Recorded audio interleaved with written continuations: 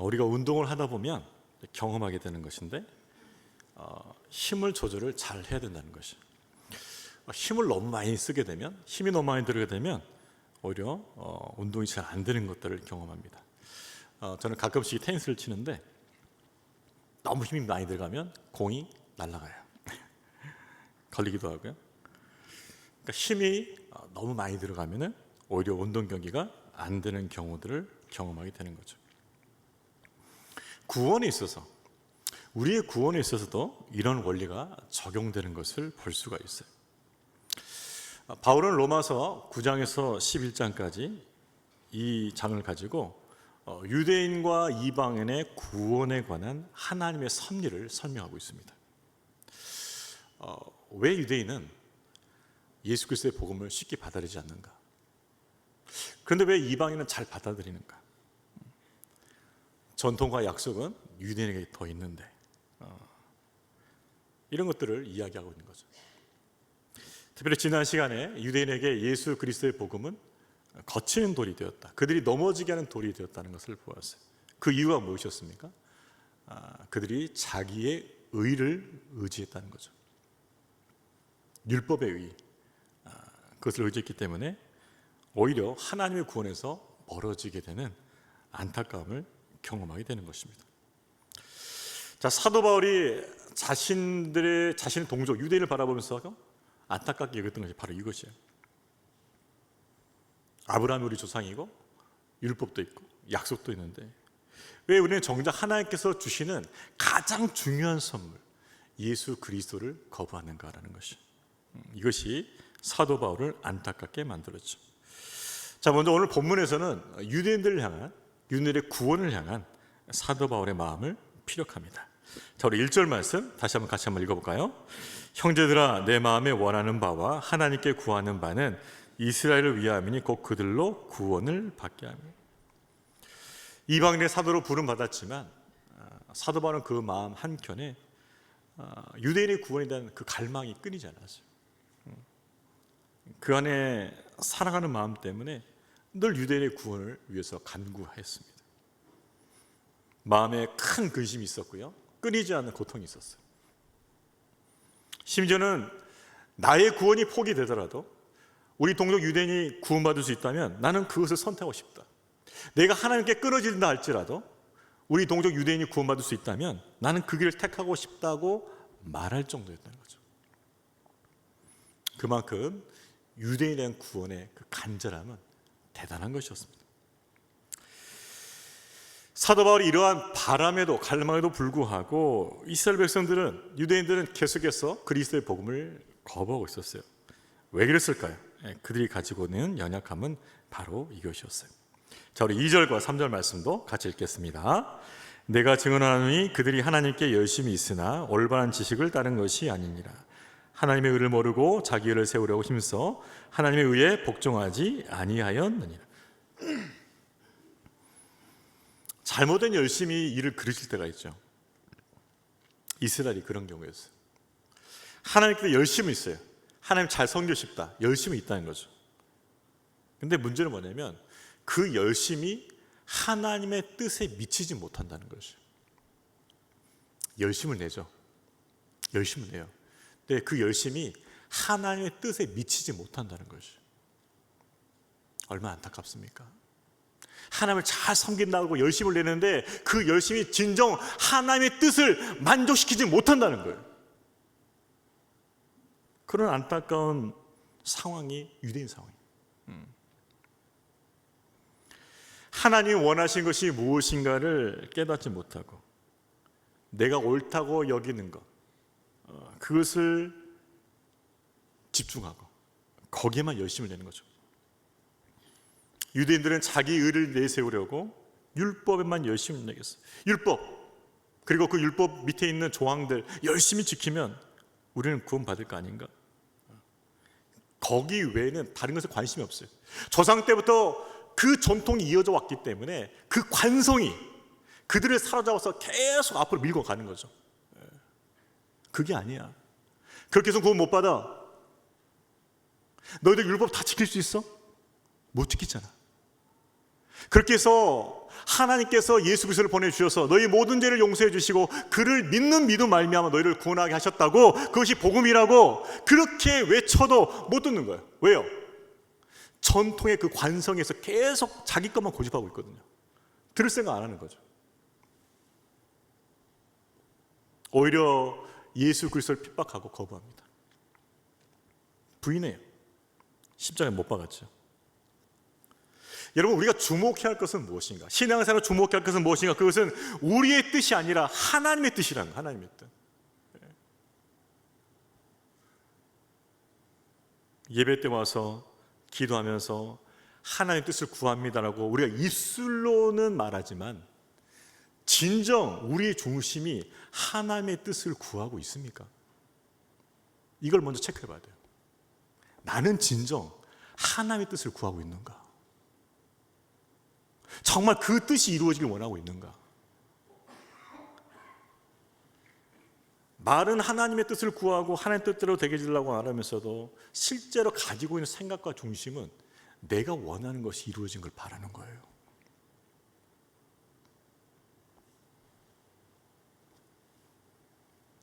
또한 우리가 주목해야 할 것은 무엇인가? 그것은 나의 목적이 아니라는 거죠. 나를 통해서 이루시고자 하는 하나님의 그 목적에 집중해야 돼요.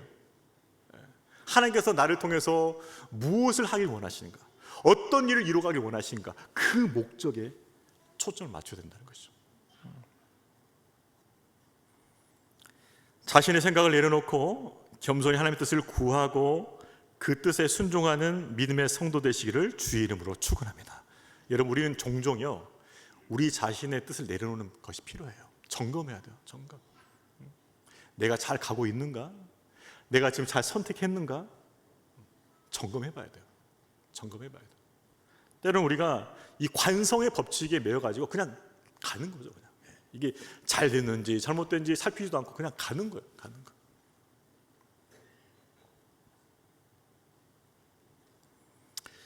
어쩌면 우리가 하나님 말씀을 잘 안다고 하면서도 때로는 하나님 뜻과는 반대로 신앙생활을 할 때가 있다. 하나님 뜻을 알고 있다. 나는 그래도 안다라고 생각하는데 실제 생활은 하나님 뜻과로 반대로 갈 수가 있어요, 여러분.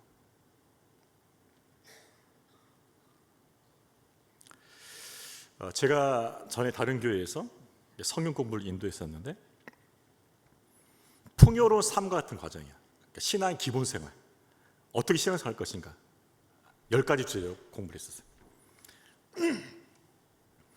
처음에 이제 구원의 확신부터 시작해요. 구원의 확신부터 시작해서 뭐 그리스도의 가정생활, 마지막 영적 전투까지 가장 기본적인 주제를 하는 거예요. 한 10명 됐을까요? 공부를 하고 나서 제가 이제 물어봤어요. 마친 시점 속에서 어느 과가 가장 은혜가 되었습니까? 각자에게 어느 과가, 어떤 주제가 가장 은혜가 되었습니까? 이렇게 물어보는데 그 성경 공부하던 구성원 중에 한 분이 다른 교회에서 오신 권사님 계시죠. 다른 교회에서 오신 권사님이 이제 얘기를 하시는데 목사님, 저는 일과 구원의 확신이 가장 은혜가 되었어요. 이렇게 얘기했어요. 근데 좀 의아했어요, 사실은. 구원의 확신이 가장 기본인데 신앙생활 오래 한 분들은 사실 이거 이제 점검하고 확인하고 넘어가는 거지 여기서 크게 은혜 받는다는 건 사실 좀 그렇거든요. 그래서 다시 물어봤어요. 왜 일과에서 구원의 확신에서 은혜를 받았지요, 권사님? 그랬더니 권사님 이렇게 말씀하시고, 목사님, 저는 봉사라면 남한테 뒤지지 않는 사람입니다. 구역장, 여전도 회장 안 해본 게 없어요. 열심히 봉사했습니다.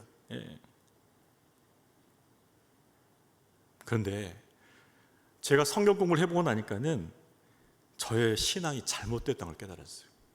그렇게 고백했어요. 그분은 이렇게 생각한 거죠. 내가 열심히 일하고 봉사하면은 하나님께서 나를 기뻐하시고 나를 축복하시고 나를 구원해 주실 것을 믿은 거예요. 그렇게 믿었던 거죠. 그러니까 봉사하는 이유가, 섬기는 이유가 내가 이렇게 열심히 하면은 하나님께 나를 기뻐하시고 나를 축복하시고 내게 구원을 주시고 확실하게 천국으로 인도하실 것을 믿기 때문에 봉사한다는 거죠. 여러분, 뭐가 잘못된 거예요, 이게? 나도 그렇게 했는데?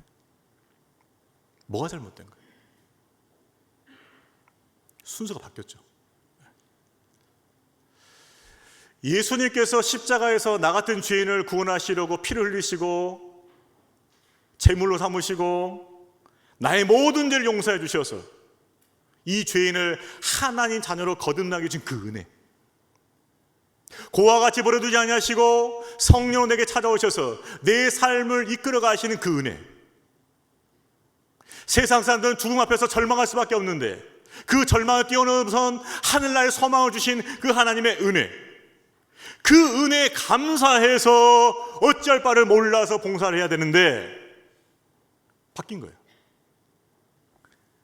내가 이렇게 하면 열심히 해야만 그분의 인정을 받게 되고 그래서 난 천국 갈 수 있다는 거죠. 그러니 뭐가 없어요? 자기함이 없는 거죠. 조금만 쉬면은 쉬면 안 되는데 이거 하나님 안 좋아하실 거야. 쉬면 안 좋아하실 거야. 쉬면 안 돼. 계속 자기를 종같이 매는 거야. 종같이. 그래서 성경을 마치고 나서 구원은 행위로 얻어지는 것이 아니고 믿음으로 얻어지는 날 확신이 나고 나서 자유함을 얻게 되는 거예요. 이번 자유함을 얻게 되는 거예요. 네. 여러분, 지식 없는 열심이 얼마나 위험합니까?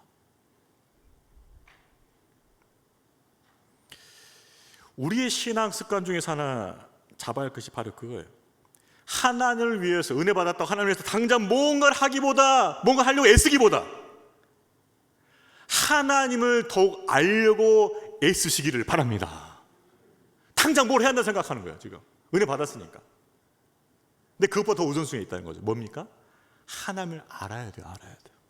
그래서 우리 열심히, 잘못된 열심이 되지 않도록 하나님을 아는데 힘쓰시기를 바랍니다. 하나님을 아는 게 우선이에요. 아는 게 우선. 아는 게 우선.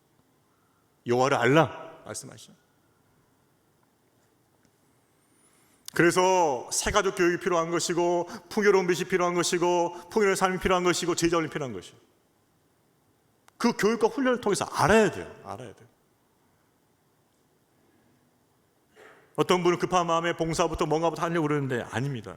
알아야 돼요. 그래서 우리 교회는 새가족을 수료하지 않으면 절대 교인 등록해 주지 않아요. 가장 기본적인 해야 돼요. 그리고 그 다음에 풍요로운 빛, 풍요로운 삶을 하는 거죠. 아직 안 하신 분 계십니까? 하시길 바랍니다. 내가 알고 있는 것 같은데 아닙니다. 여러분, 알고 있는 것 같은 것도 하셔야 돼요. 하다 보면 은혜가 새로워. 믿습니까? 새로워. 왜 그럴까요? 여러분, 안다고 다 순종하는 거 아니잖아요. 그죠? 안다고 다 순종하는 게 아니에요. 그럼 제대로 모르는 거죠. 그거는. 아는데 순종 안 하면은 그건 모르는 거예요. 모르는 거. 그래서 계속 배워야 돼. 훈련해야 되는 것이죠. 이스라엘 백성의 문제점 무엇이었습니까? 지식 없는 열심이었다. 그래서 하나님 뜻과는 더 멀어졌다는 것이죠. 자, 그들의 잘못된 이 열심을 그치고 그들이 결국 가야 할 곳은 그리스도였습니다. 4절 말씀 이렇게 말하고 있죠. 우리 4절 말씀 같이 읽겠습니다. 그리스도는 모든 믿는 자에게 의를 이루게 하여 율법의 마침이 되시. 그렇습니다. 율법의 마침이다. 이게 무슨 말이에요? 율법은 제한적 기능이에요. 제한적 기능이라고. 즉 그리스도 오기 전까지, 믿음으로 말미암은 그 의의 구원이 오기 전까지만 한시적으로 기능한다는 뜻이죠. 예. 그럼 율법이 주어진 이유가 뭘까요? 죄를 깨닫게 하려고, 죄를 짓지 않도록 절제하게 만드는 거예요. 그러나 그 율법을 지켜서 구원 얻게 하는 목적은 아니라는 거죠. 이게 실제로 율법을 주신 목적이에요. 하나님께서. 이스라엘은 몰랐던 거죠. 자신들이 다 지켜서 구원받을 수 있는 것으로 잘못 생각했다는 거죠.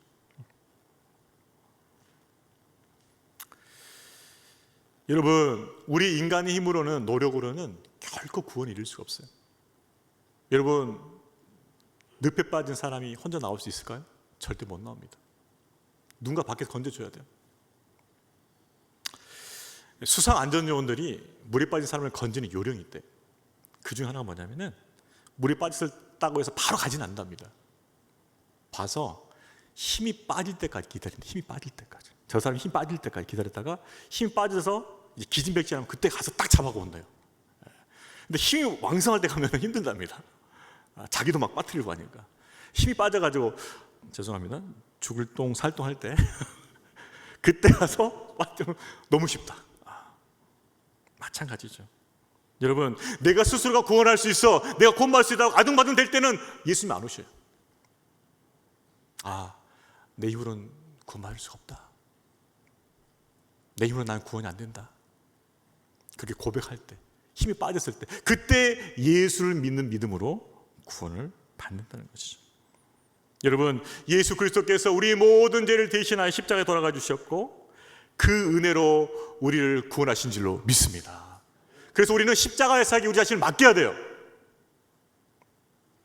그때 은혜가 우리를 구원하는 거죠. 저와 여러분의 구원은 철저히 하나님의 은혜로 이루어진 것을 믿으시길 바랍니다. 그래서 구원에 관해서는 잘할 것이 하나도 없어요. 은혜가 우리를 살린 것이죠. 자, 은혜로 구원을 입었다는 것을 확증하기 위해서 더 이렇게 표현하죠. 우리 5절부터 7절까지 말씀도 같이 읽겠습니다. 모세가 기록하되 율법으로 말미암는 의를 행하는 사람은 그 의로 살리라 하였거니와 믿음으로 말미암는 의는 이같이 말하되 내 마음에 누가 하늘에 올라가겠느냐 하지 말라 하니 올라가겠느냐 하면 그리스도를 모셔 내리려는 것이요 혹은 누가 무적에 내려가느냐 하지 말라 하니 내려가겠느냐 하면 그리스도를 죽은 자 가운데서 모셔 올리는 것이다. 모세가 율법으로 말미암아 의를 행하는 사람은 그 의로 살리라고 전제했죠. 하지만 그 전제대로 할 수 있는 사람은 없다는 것이죠. 왜요? 인간은 타락한 모습을 가졌기 때문이죠. 그래서 율법을 온전히 지킬 수가 없어요. 결국 율법은 인간이 죄를 범하기 때문에 그 죄를 깨닫게 하고 그 죄를 지지 않게 하는 억제적 기능만 가지고 있어요. 구원의 기능은 없습니다. 그래서 율법을 마치시고 예수 그리스도가 오셔야 한 이유예요. 6절과 7절은 결국 하나님 되신 예수님께서 친히 이 땅에 내려오셨고 십자가에 죽으셔서 음부에 계셨다가 부활하셨다는 것, 즉 모든 것을 예수님 그분이 다 이루셨다는 거 말하는 거죠. 이걸 무엇을 말하는가? 여러분, 구원에 관해 있어서는 우리가 한 것이 하나도 없다는 것이죠. 다 하셨다는 거죠. 성육신하시고 십자가 달려 가시고 부활 승천하셨어요. 우리를 구원하신 그 모든 것이 주님의 뜻대로, 주님의 은혜대로 이루어졌다는 것이죠. 여기서 우리가 알 수 있는 것은 무엇인가? 우리 신앙생활의 방법을 잘 해야 돼요. 우리 신앙생활은 첫 단추는 이것입니다. 내 열심과 노력으로 잘하는 게 아니에요. 우리 신앙생활의 첫 단추는 내 노력으로 뭔가 잘하는 게 아니라고요. 그러면 우리 신앙의 첫 단추는 뭐냐? 신앙의 첫 단추는 뭐냐? 그것은 하나님께서 이미 이루어 놓으신 것을 잘 믿는 거예요. 믿는 거. 그게 우리가 할 일이에요. 하나님께서 이미 우리를 위해서 하신 것들을 잘 믿는 거, 그것이 첫 단추란 말이에요. 첫 단추란 말이에요. 근데 우리가 반복하는 어려운 뭐냐면은 그거를 모르면서 내 뜻과 내 방식대로 뭔가를 해보는 거예요. 해보는 거. 주님께서 십자가를 바라보고 하시는데 십자가를 안 바라보고 딴 걸 바라보고 있어요. 지금. 너를 위해서 아낌없이 하나님 아들께서 피를 쏟으시고 물을 쏟으시고 너의 모든 죄가 용서되었던 그 십자가를 바라보고 말씀하고 계시는데 십자가를 안 바라보는 거죠. 자꾸 다른 걸 보고 싶은 거예요. 내가 보고 싶은 걸 보고 싶은 거예요. 그 십자가를 바라보게 되면 주님의 그 놀라운 사랑, 그 감격적 사랑이 내 마음을 적시고 내 영혼을 적시고 나의 존재를 바꾸고 나의 신앙생활을 새롭게 만들 것인데 그 십자가를 안 바라보니까는 생명력이 없는 거예요. 생명력이 없는 거예요. 여러분, 우리 신앙이 생명을 가지기 위해서는 반드시 십자가를 바라봐야 돼요. 십자가에서 흘러나오는 그 사랑을 내가 맞아야 돼요. 받아들여야 돼요. 적셔줘야 돼요. 그 사랑이 내 안에 꿈틀거려야 돼요. 그래야만 우리 신앙이 역동적이 되는 거예요. 역동적이 되는 거예요. 십자가의 사랑이 우리 신앙의 생명이 된 줄로 믿으시길 바랍니다. 십자가를 바라보는 거예요. 십자가를 바라보는 거예요. 다른 거 바라보지 말고.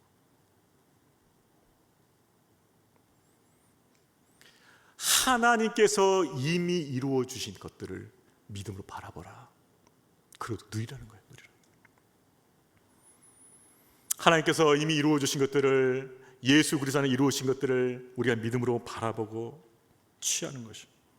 그러면서 계속 은혜를 받다 보면 열매가 맺게 돼 있어요. 맺게 돼 있어요. 그 은혜를 풍성히 누리는 저와 여러분 되기를 주의 이름으로 축원합니다. 그래서 만든 것이 부흥사경이에요. 여름 사역 거의 다 마쳤잖아요. 마치고 나서 다시 우리가 은혜를 받아야죠. 공급받아야 돼요. 어디서 받을까요? 부흥사경을 통해서 은혜를 받으셔야 돼요. 은혜 받고 뭡니까? 다시 힘을 낼 수 있고 열매 맺는 삶으로 또 정진하셔야 돼요. 9월 8일부터 10일까지 3일인데 여러분 시간 잘 맞춰 놓으시고 기도를 잘 준비하셔서 은혜 받으시기를 주의 이름으로 축원합니다. 옆에 분들에게 이야기하겠습니다. 부흥사경에 꼭 가자. 그때 봅시다. 여러분에서 만든 거예요. 여러분이 준비된 거예요 지금. 한국에서 멀리 오시잖아요. 받으시. 그러니까는 하나님께 하신 것을 잘 믿고 은혜를 풍성히 누리면 돼요. 풍성히 누리면은 자연스럽게 열매 맺어져. 자연스럽게. 그게 우리 신앙의 원리가 되는 거죠. 자, 예수 그리스도를 통해서 우리에게 믿음의 의라는 새로운 길을 여셨어요. 그 구체적으로 이렇게 표현하고 있어요. 자, 우리 9절과 10절 말씀 같이 읽겠습니다. 시작. 내가 만일 내 입으로 예수를 주로 시인하며 또 하나님께서 그를 죽은 자 가운데 살리신 것을 내 마음에 믿으면 구원을 받으리라. 사람이 마음으로 믿어 의에 이르고 입으로 시인하여 구원에 이르느니라. 이건 무엇입니까? 예수를 구주로 시인한 거죠. 예수가 나의 구주십니다라고 시인하는 것.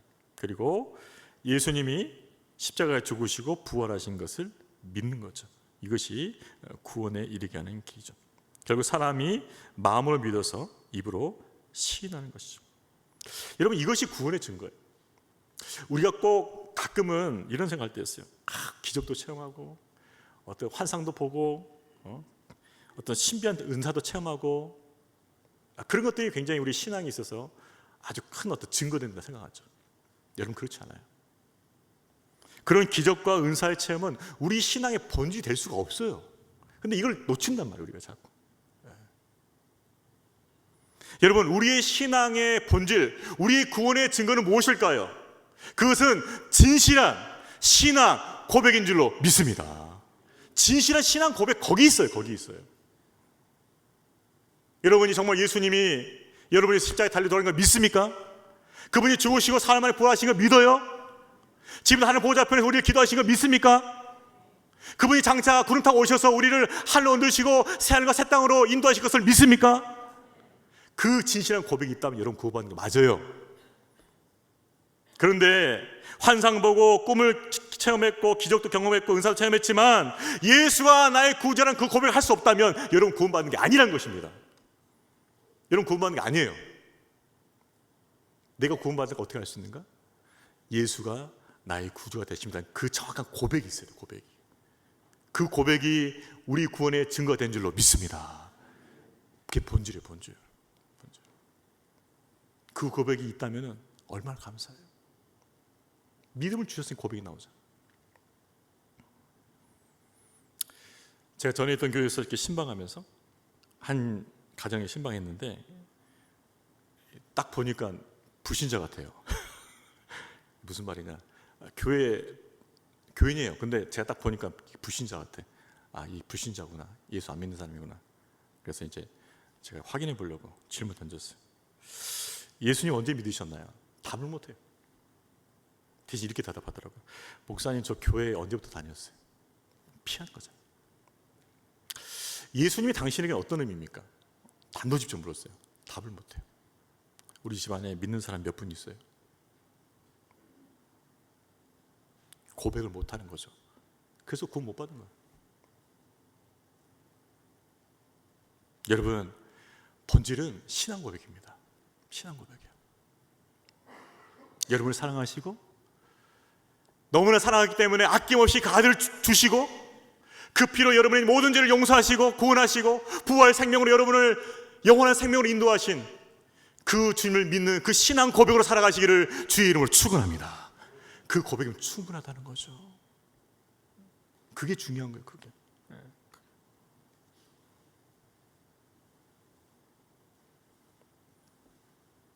예수를 믿는 믿음 알면 그 의, 그것만이 하나님께서 인정하시는 구원의 방편이라는 거죠.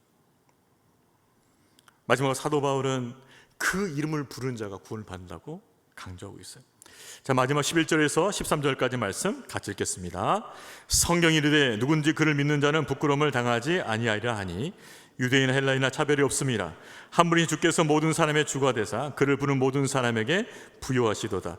누구든지 주의 이름을 부르는 자는 구원을 받으. 여러분, 이 땅에서는 부끄러움 당합니다. 이 땅에서 부끄러움 당해요. 그럼 이게 무슨 말이야? 왜 부끄러움 안 당하는? 주님 다시 오시는 그날에 부끄러움 안 당한다. 주님 다시 오시는 그날에. 이 땅에서 믿는다 핍박 많이 받죠. 고생해요. 좁은 길 가기 때문에. 그렇지만 주님 다시 오시면 부끄러움 당한 우리는 회복시켜 주실 것이고, 우리를 조롱하고 핍박했던 그 세상 사람들은 부끄러움을 당하게 될 줄로 믿습니다. 그때 누가 부끄러움 당하냐, 그게 중요한 것이에요. 우리 주님 다시 오시면 주님께서 우리 눈물 씻어주시고 안아주실 거예요. 그러나 주님을 대적하고 조롱했던 사람들은 그때는 부끄러움 당하는 거예요. 슬피우면 내침을 당하는 거죠.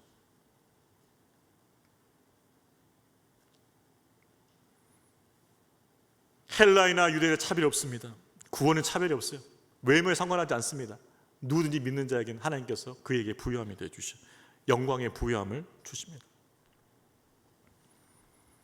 그래서 누구든지 주 이름을 부르는 자는 구원을 받아 나왔어요.